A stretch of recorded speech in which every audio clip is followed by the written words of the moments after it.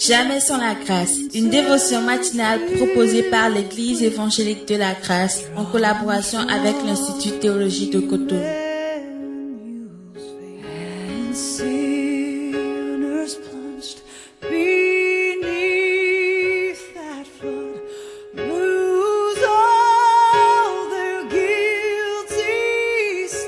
Bonjour chers amis, bienvenue. Nouvelle dévotion, une nouvelle provision. Bienvenue dans cette dévotion de ce jour qui nous amènera dans 1 Pierre chapitre 1, le verset 22 et le verset 23. Il est ayant purifié vos âmes, obéissance pour avoir un amour fraternel sincère, aimez-vous ardemment les uns les autres de tout votre cœur, puisque vous avez été régénérés, non par une semence corruptible, mais par une semence incorruptible, par la parole vivante et permanente de Dieu. Amen. Un passage extraordinaire de 2 versets. Donc déjà au début, au verset 22, nous trouvons Dieu qui nous lance un appel à nous aimer ardemment.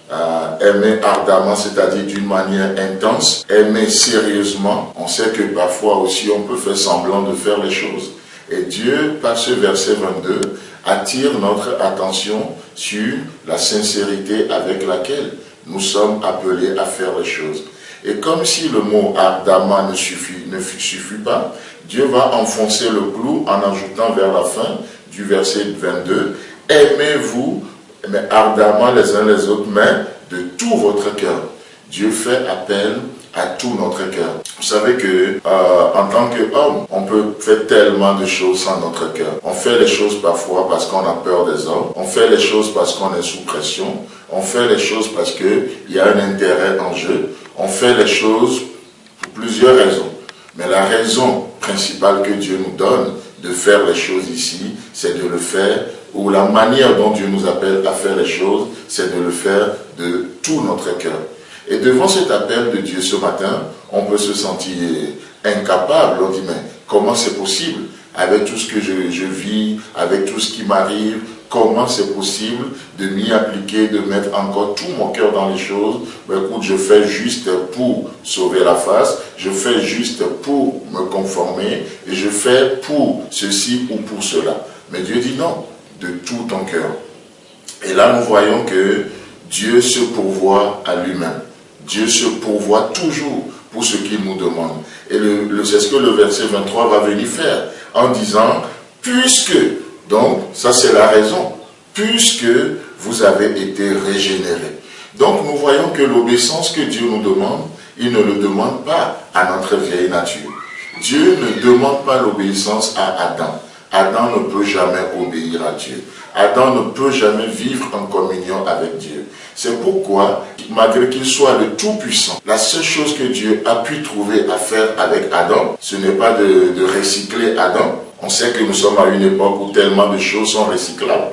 On prend les papiers, les déchets, on les recycle et on les utilise de nouveau. Mais Dieu, dans sa toute-puissance, n'a pas pu recycler Adam. La seule chose qu'il a trouvé de faire, c'est de crucifier Adam. Mais combien parfois nous, on est plus bon en guillemets que Dieu. Nous, on est plus puissant que Dieu. On veut faire ce que Dieu, dans sa puissance, n'a pas pu faire. On veut recycler Adam. On se lève chaque matin, on essaie de parfumer un peu Adam, on essaie de le polir un peu pour que Adam reste quand même un peu gentil dans la journée. Et Dieu dit non, ma parole ne s'adresse pas à Adam. Adam est mort. Adam n'existe plus. Adam est crucifié. Adam n'a même pas la volonté de se soumettre à Dieu. Adam vit en rébellion à Dieu. Donc Dieu ne parle même pas à Adam, mais Dieu va parler à cette nouvelle nature qui est en nous. Rappelons-nous le jour où nous avons donné notre vie à Jésus, la Bible dit que nous sommes régénérés. C'est-à-dire nous avons reçu les gènes de Dieu. Nous sommes nés de nouveau. Et Paul va dire dans Corinthiens que les choses anciennes sont passées. Adam est passé, le règne d'Adam est passé. C'est le nouveau homme qui règne maintenant. Et Dieu traite avec ce nouveau homme qui est en nous, puisque vous avez été régénérés. C'est extraordinaire de voir la raison pour laquelle Dieu nous demande des choses. Dieu s'adressera toujours et toujours, pas à Adam, mais à la nouvelle personne, à ce nouvel homme qu'il a mis en nous. Pourquoi? Parce qu'il a confiance en lui. Nous allons voir demain matin encore autre chose et on va continuer avec le verset 23 pour montrer pourquoi ou quelle est la puissance que revêt cette nouvelle nature-là, puisque vous êtes régénérés. Chers amis, chers internautes, gardez une pensée aujourd'hui, c'est que Dieu ne s'adresse pas à Adam, mais au nouvel homme que vous êtes. Soyez bénis et bonne journée. C'est tout le temps que nous avons. Si vous avez aimé cette dévotion, parlez-en à vos amis. Parlez-leur du message de la grâce et de ce qu'il fait dans vos vies. Pour un sujet de prière, une question ou plus d'informations, contactez-nous. Téléphone 64 88 35 87 ou 96 42 69 05 ou par WhatsApp au 94 75 80 20.